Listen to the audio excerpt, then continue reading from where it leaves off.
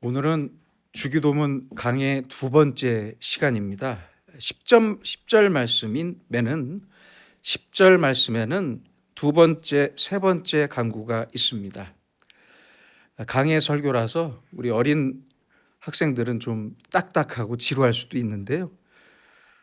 미리 사과의 말씀을 드리겠습니다. 죄송합니다. 10절을 보시면 나라가 임하시오며 뜻이 하늘에서 이루어진 것 같이 땅에서도 이루어지이다라고 말씀합니다. 이렇게 기도하라고 말씀하십니다. 먼저는 나라가 임하시오며입니다. 헬라어로는 엘데토 헤 바실레이아 수라고 하는데요.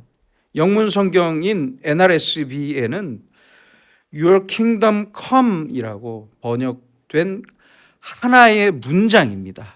이 자체가 마침표가 있는 문장입니다.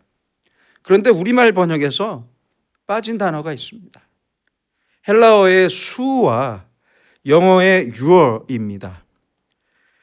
그래서 정확한 번역은 당신의 나라가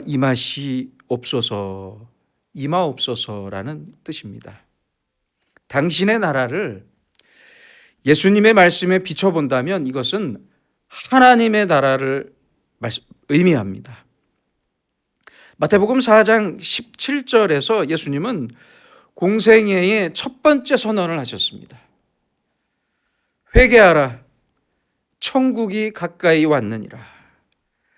가까이 왔다는 말의 헬라어는 앵기조인데요. 손에 닿을 만큼, 내가 팔을 뻗으면 내 손에 닿을 만큼 아주 가까이 왔다는 의미입니다. 바로 이 가까이 왔다는 말이 문제입니다. 이 말을 사람들은 예수님 당시로부터 지금까지 2000년이 넘게 시간적으로, 공간적으로만 해석합니다. 그렇게 가리키는 목사님들도 많아요. 그게 문제라는, 그 해석이 문제라는 겁니다.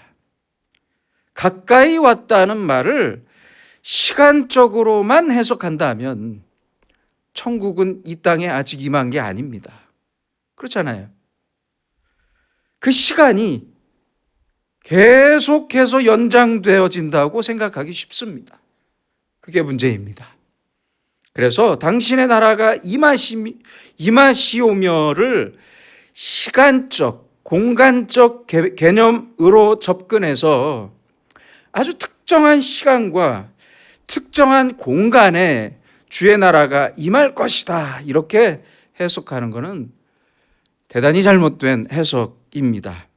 이 사실을 먼저 아시고 이제 나라에 대한 개념을 먼저 살펴보겠습니다. 이 단어는 상징적인 표현입니다. 우리가 일반적으로 생각하는 국가의 개념이 아닙니다. 어느 하나의 진리에 대한 개념을 말할 때 우리는 그 진리를 잘 이해하기 위해서 상징적인 표현으로 말을 하게 됩니다. 그런 의미의 표현인 것이지 진리를 완벽하게 설명하기 위한 표현이 아닙니다. 예를 들면 이렇습니다. 하나님을 아버지라고 표현하는 것은 아버지가 창조주이시고 우리를 만드신 창조주이시고 우리의 생명의 근원이기 때문입니다. 그렇죠? 그래서 하나님을 아버지라고 표현하는 거죠. 우리를 사랑하셔서 우리를 보호하시고 때로는 우리를 사랑하시기 때문에 진노하시고 공의로우신 사랑을 가진 분으로 이해하기 위한 상징적인 표현이 아버지입니다. 그런데 하나님을 아버지라고 해서 그러면 어머니는 누굽니까? 이렇게 질문하면 안 되잖아요. 언제 누구와 결혼을 해서 우리를 낳으셨습니까? 이렇게 그 상징적인 표현을 비약시키면 안 됩니다. 절대 안 돼요. 그렇게 하면 이단에 빠지기가 쉬워요. 아버지라는 상징적 표현을 통해서 그 깊은 뜻을, 이해하면 되는 것입니다. 왜냐하면 우리의 이 상식과 지성과 언어는 아주 제한적이기 때문입니다. 그렇다면 나라의 의미는 무엇이고 무엇을 말하고자 하는 것일까요? 그것은 이 성경이 기록될 당시의 상황, 당시의 문화와 역사적인 배경 안에서 이해해야 합니다. 요새는 좋은 집안에 태어난 것을 금수저라고 합니다. 금수저 인생이라고 해요. 예수님 당시에는 좋은 나라에서 태어난 것이 금수저 인생이었습니다. 큰 행운이었어요. 생각해 보세요. 예수님 당시에 로마 시민권만 있으면 평생을 일하지 않고 노예를 부리면서 목욕도 자주 하면서 잘 먹고 잘 살 수 있었어요. 금수저였어요. 많은 특권이 있었습니다. 반면 유대인들은 나라가 없었기 때문에, 나라를 빼앗겼기 때문에 아주 비참한 생활을 이어갈 수밖에 없었습니다. 우리도 그랬잖아요. 그래서 당연히 유대인들의 소원은 강한 나라였고, 다윗과 솔로몬의 그 강대하고 부강했던 잘 살았던 왕국을, 과거의 왕국을 그리워하면서 다시 그런 나라가 건설되기를 소원했습니다. 백성들의 행복은 나라와 그 나라를 다스리는 왕에 따라서 좌지우지 되었습니다.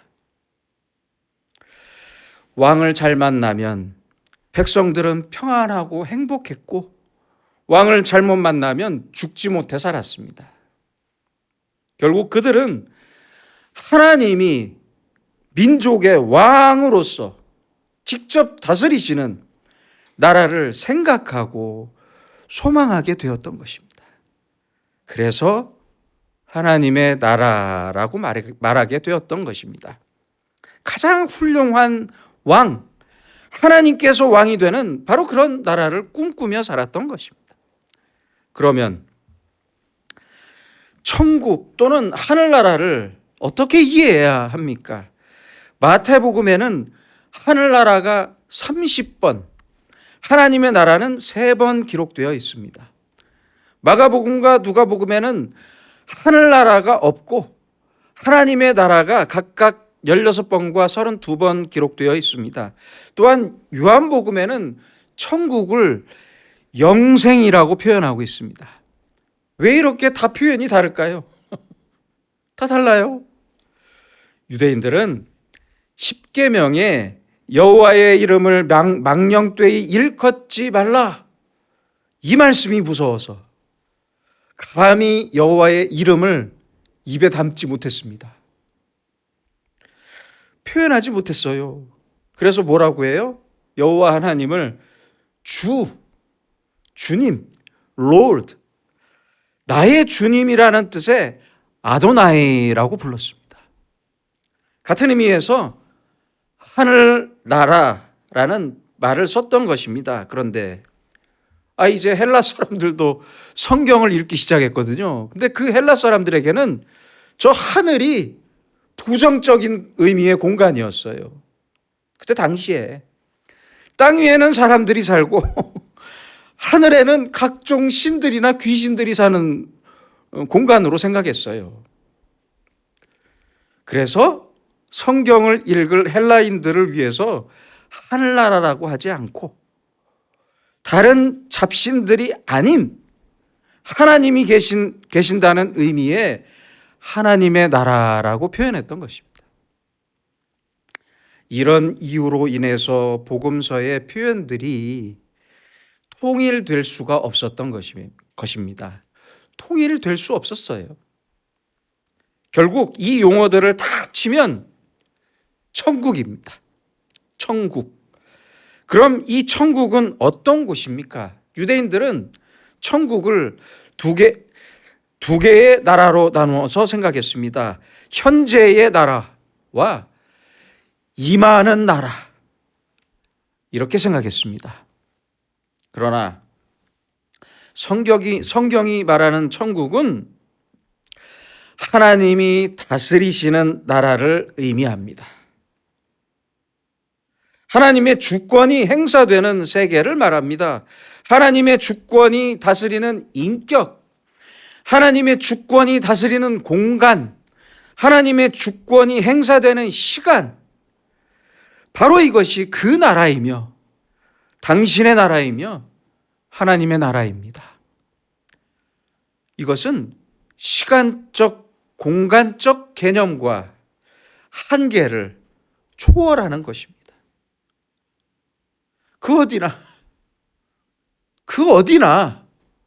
그 어느 시간이나 하나님의 주권이 행사되는 모든 때와 모든 곳이 바로 하나님의 나라입니다. 천국입니다. 또한 천국은 바로 예수님 자신이 천국입니다. 그래서 천국이 가까이 왔다, 이렇게 말씀하셨던 것입니다. 누가복음 17장 21절에서 예수님께서는 천국이 어느 때에 임하냐고 묻는 바리새인들에게 말씀하셨습니다. 하나님의 나라는 너희 안에 있느니라, 이렇게 말씀하셨어요. 이 말씀을 바리새인들의 마음속에 또는 사람들의 마음속에만 천국이 있다고 잘못 해석합니다만, 이 말씀 잘 해석하셔야 해요. 너희 안에 라는 말에 너희는 복수입니다. 그래서 바리새인들 너희 안에 이미 있다. 너희들 가운데 있는 예수님, 나 자신을 보라는 말씀입니다. 예수님 자신을 천국이라고 말씀하셨던 것입니다. 그러므로 천국은 곧 예수님 자신을 가리키는 것입니다. 대단히 중요한 의미의 말씀입니다. 마태복음 6장 33절에서 예수님께서는 너희는 먼저 그의 나라와 그의 의를 구하라고 말씀하셨습니다. 여기에서 구하라라는 뜻의 헬라어 동사인 제테오는 아주 열망하면서 물어보고 질문하고 애를 쓰면서 구한다는 뜻입니다. 대충 기도하면서 대충 구하라는 뜻이 아니에요. 아주 열망하면서 구하라는 뜻이에요. 우리도 이렇게 구해야 합니다. 더 극적인 표현은 마태복음 11장 12절입니다. 세례 요한 때부터 지금까지 천국은 침노를 당하나니 침노하는 자는 빼앗느니라.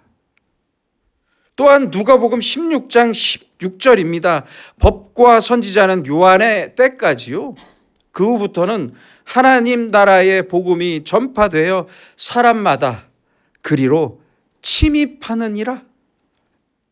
천국이 공격을 당하고 하나님이 졌다는 말씀입니다. 얼마나 놀라운 표현입니까? 마치 구약의 야곱이 환도뼈가 부러지기까지 하나님과 열심히 씨름해서 하나님을 이기고 하나님이 지신 것과 같습니다. 그런 표현이에요. 우리도 그렇잖아요. 아이들이 뭘 해달라고 계속 조르면 아이고 내가 졌다 하면서 해주잖아요. 그리고 자식이 좀 마음에 안 드는 배우자, 연애하는 사람을 데리고 와서 결혼한다고 조르면 뭐라고 해요? 자식 이기는 부모 없다 그러잖아요. 그런 뜻이에요. 하나님이 힘이 없어서 진 것이 아니라 우리를 사랑하기 때문에 우리에게 져 주신 것입니다.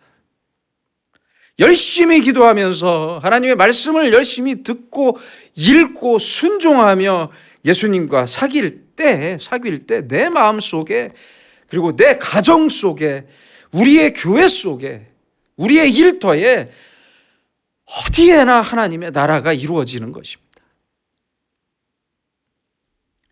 천국이 멀리 있는 게 아니라니까요. 멀리 있는 게 아니에요. 그래서 우리는 천국을 위해 열심히 기도해야 합니다.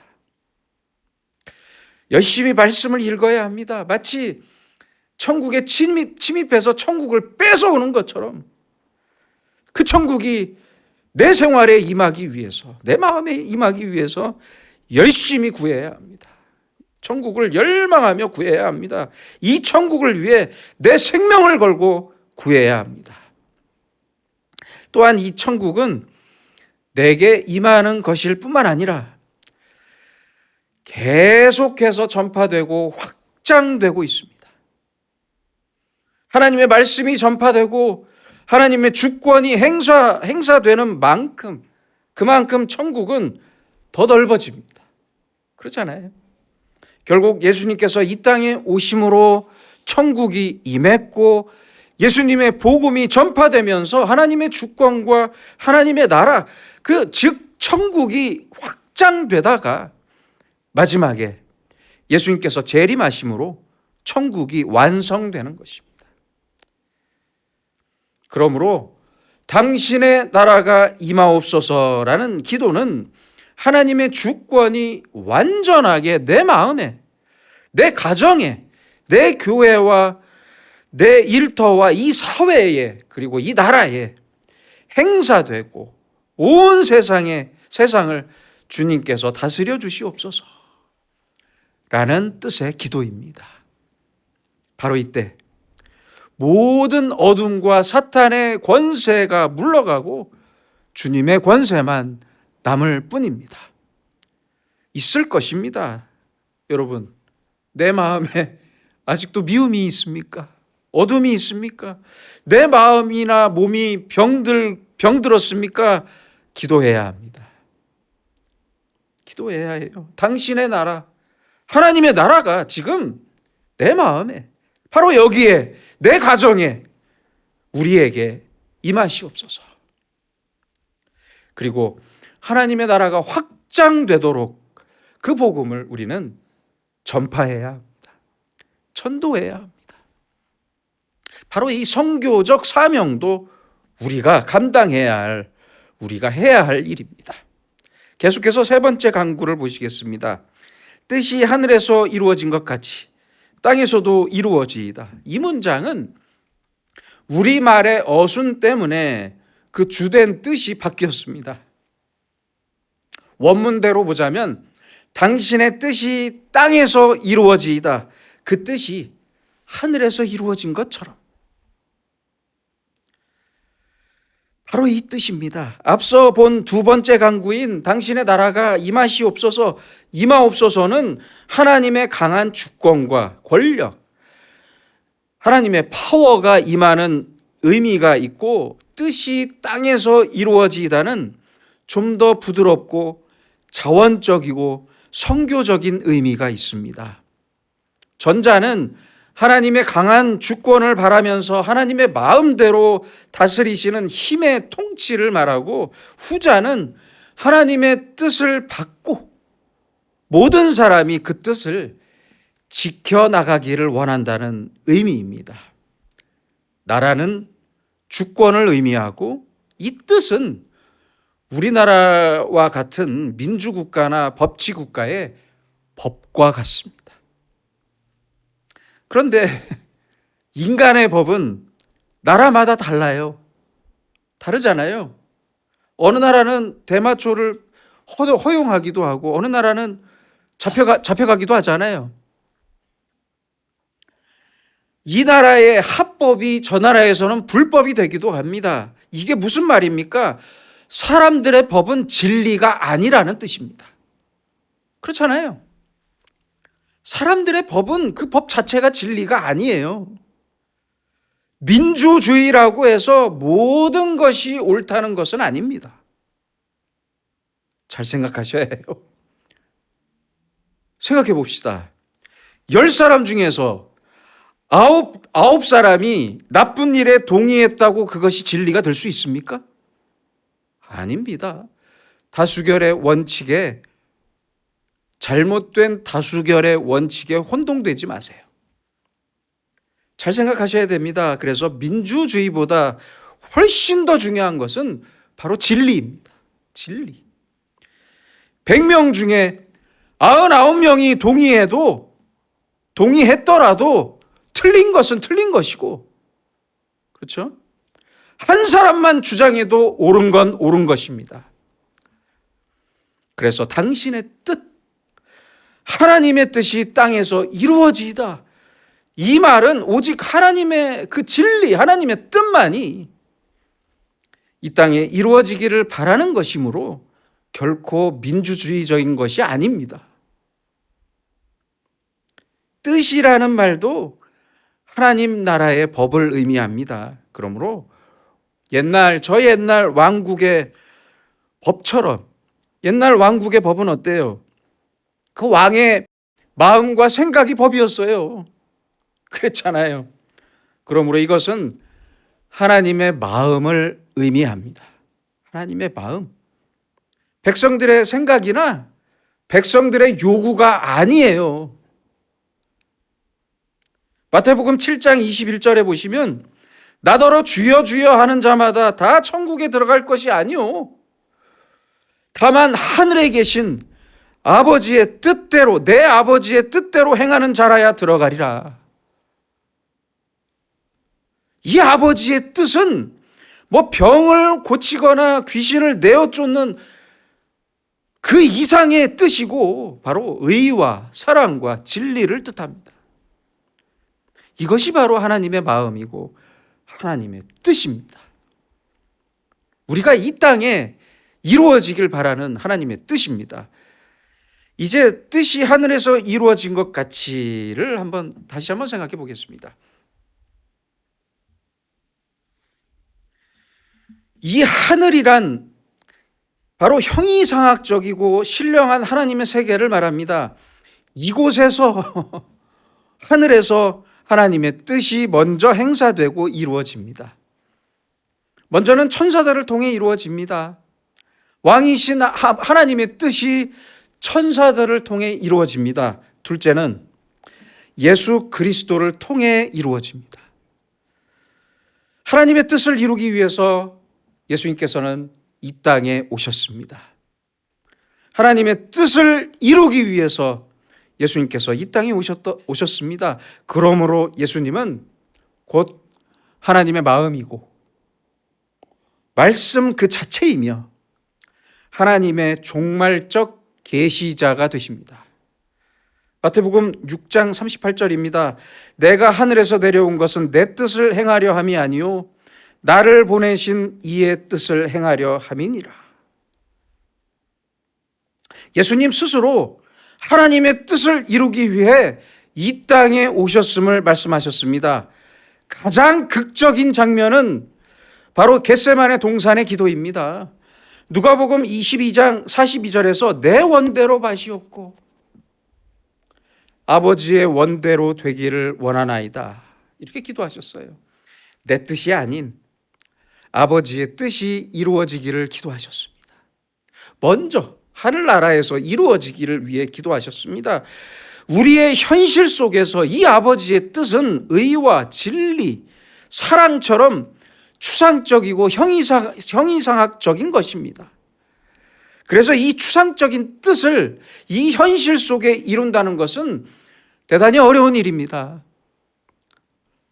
결혼을 앞두고 상대 남자나 여자가 하나님께서 뜻하시는 사람인지를 알기는 참 어렵잖아요.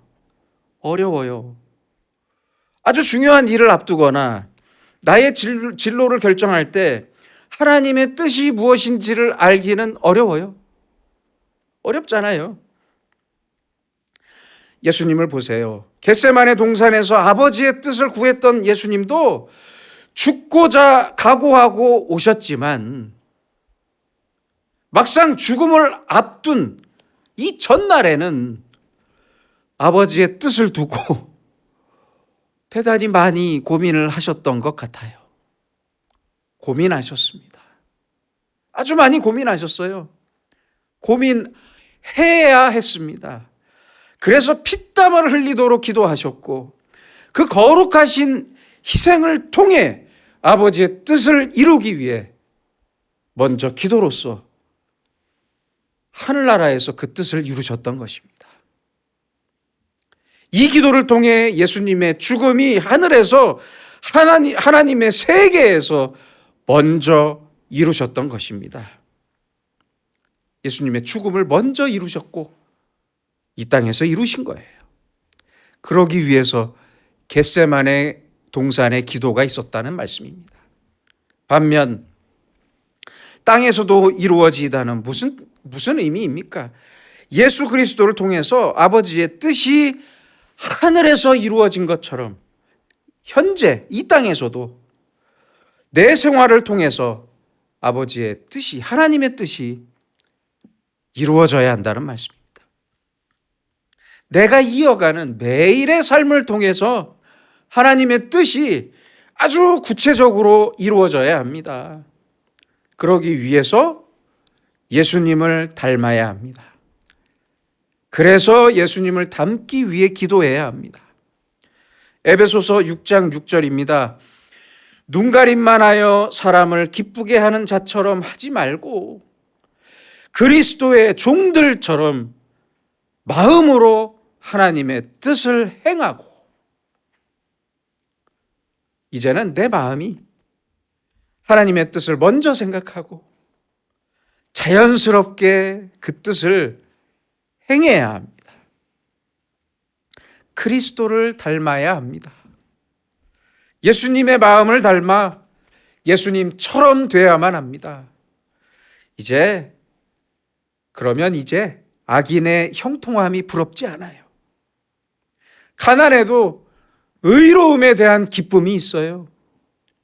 만족해요. 장로라서, 집사라서, 권사라서, 목사라서 교회에 나오는 게 아니에요. 교회에 나오는 그 자체가 즐거워요. 행복해요. 예수님께서 사랑했던 것을 나도 사랑하게 되고, 예수님께서 불쌍히 여긴 사람을 나도 불쌍하게 생각해요. 그래서 내가 내 생활 속에서 예수님을 닮기 위해 늘 기도해야 합니다. 기도해야 해요. 하나님의 뜻이 내 인격 속에서, 내 성품 속에서 아주 대단히 확실하게 구체화되고 내 인격과 생활 속에서 이루어져야 합니다. 내 가정 안에서 이루어져야 하고, 내 일터에서 이루어져야 하고, 이 사회에서, 우리가 살아가는 사회에서 이루어져야 합니다. 그러기 위해 애쓰고 기도해야 합니다. 이 하나님의 뜻을 이루는 데 있어서 가장 명심해야 할 첫째는 나를 향하신 하나님의 뜻이 있음을 잊지 말아야 합니다. 나를 향하신 하나님의 뜻이 분명히 있어요. 이 뜻이 있기 때문에 내가 아직 살아있는 겁니다. 살려두신 거예요. 아니면 벌써 죽었을 겁니다. 오늘 나를 통해서 이루실 하나님의 뜻은 무엇입니까? 지금은 몰라요. 지금은 잘 모르지만 지나온 세월을 더듬어 보면, 짧더라도 더듬어 보면 앞으로 나를 통해 이루실 하나님의 뜻을 어느 정도는 알 수 있습니다.